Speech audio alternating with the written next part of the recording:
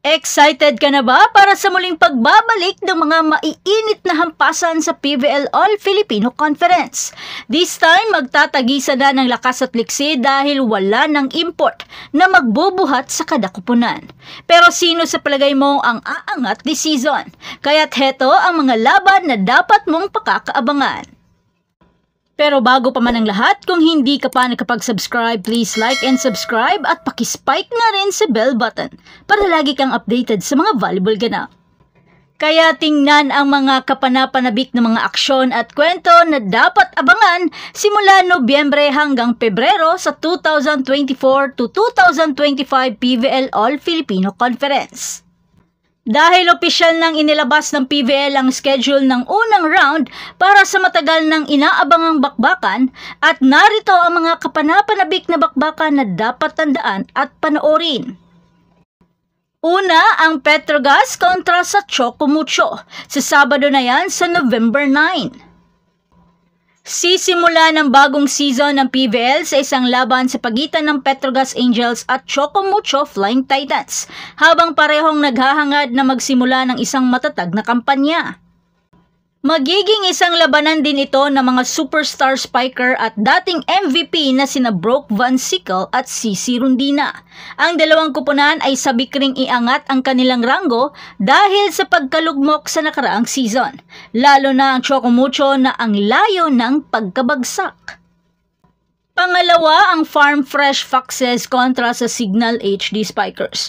Sa Sabado na yan sa November 16. Sa pagkakataong ito, eto na ata ang kauna-unahang pagkakataon na makikita natin si Queen Rad na magsusuot ng ibang jersey color.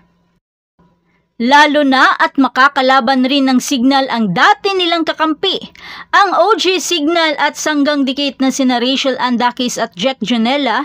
Ang mga bagong karagdagan sa Farm Fresh Foxes ay haharap sa kanilang dating kupunan na Signal HD Spikers at isa ito sa mga pinaka-aabangang bakbakan. Pangatlo, ang Akari kontra sa Creamline. Magaganap naman ito sa November 23 sa Sabado. Alam naman natin na isa na sa kasaysayan ng volleyball sa Pinas ang pinaka-kontrobersiyang pagkatalo ng PLDT kontra sa Akari. At malaki ang hugot at bash ang nakuha ng Akari sa mga fans. Hanggang sa araw na ito, ang pinakamalakas na boo pa rin sa isang PVL match ay noong 2024 Reinforced Conference Finals na nagtatampok sa Akari Chargers at Creamline Cool Smashers nang makapasok sa finals ang Akari. Pero maybe this time, makakabawi ang Akari at ipakita kung ano ang kaya nilang gawin this time without import. Ang tanong, makakaya kaya nila ang bangis ng Creamline? Sumunod naman ang Chocomucho kontra sa karibal nilang sister team na Creamline Cool Smashers. Yan ay magaganap sa December 3, Martes ng gabi. At hindi na kailangang sabihin pa kapag nagharap ang Chocomucho Flying Titans at Creamline Cool Smashers. Dahil asahan ng isang hiyawan, palakpakan, maraming aksyon at kapanapanabik na mga sandali na magiging isa na namang remarkable game sa bawat kampo. At this time, makakabawi na kaya ang Chocomucho? December 7, Capital One kontra sa Galleries High Risers. Ang laban na ito ay maaaring ituring na espesyal dahil batay sa website ng PVL, ang Capital One Solar Spikers at Galleries Tower High Risers ay maghaharap sa Cebu. Bagamat hindi pa natukoy ang eksaktong lugar, ito ang unang pagkakataon na mag-host ang liga ng laro sa Queen City of the South. Kaya, abangan nyo Cebu! At heto naman ang pinakahihintay ng lahat, ang Akari Power Chargers kontra sa PLDT High Speed Hitters. At magaganap ito sa December 14 sa Sabado, isang malaking hugot, drama at tensyon. Lahat ng ito ay mararamdaman sa unang laban sa pagitan ng Akari Chargers at PLDT High Speed Hitters mula noong kanilang controversial na semi-final match sa 2024 Reinforced Conference. Ang tanong, makakakuha ba ng isa pang panalo ang Akari o matitikman na nila ang bangis ng PLDT? Sumunod naman ang Akari Power Chargers kontra sa Nextled Chameleon. Ito ay magaganap sa January 23, Huwebes. Pagkatapos ng mahabang pahinga, agad na papasok ang Akari Chargers sa isang bakbakan laban sa kanilang kapatid na kupunan, ang Nextled Chameleon. At huwag maliitin ang isa pang pag-aalsa ng next leg laban sa Akari, lalo na't pinamumunuan na sila ng Italian coach sa pagkakataong ito.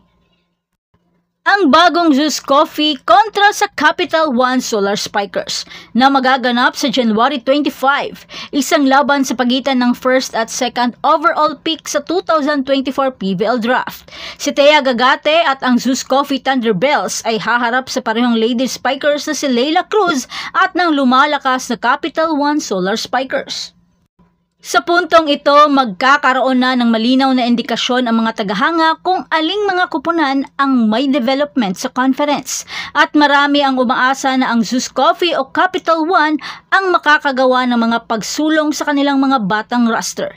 Lalo na't mas pinatitibay na ng Thunderbells ang kanilang manlalaro dahil sa pagsasanib pwersa nila Gagate at ng legendaring si Sergeant Jovelyn Gonzaga. Sumunod naman ang Signal HD Spikers kontra sa Creamline Cool Smushers. Sa February 1 na yan, sa Sabado, asahan ang isa pang klasikong laban sa pagitan ng Signal HD Spikers at Creamline Cool Smushers dahil lagi na lang muntikan ang Signal ngunit hindi pa rin ito nagtatagumpay laban sa Creamline. Pero ito na kaya ang conference kung saan sa wakas ay matatalo nila ang kanilang mga karibal. Dahil sa pagkakataong ito, mukhang unti-unting na didisband ang Signal at wala pa namang nababalitang bagong lumipat. Pero mukhang may bagong pasabog si Coach Shaq. Ano sa tingin nyo? At ang huli, ang Cheritigo kontra sa Chocomucho Flying Titans. Sa February 22 na yan. Ito na ata ang bagong revamp na Cheritigo crossovers na haharap sa Chocomucho Flying Titans upang tapusin ang unang round ng All-Filipino Conference. Kaya ang tanong, sino ang magkakaroon ng momentum patungo sa ikalawang round? Sino ang magkakaroon ng kalamangan at aangat sa standing? Malalaman natin yan sa takdang panahon.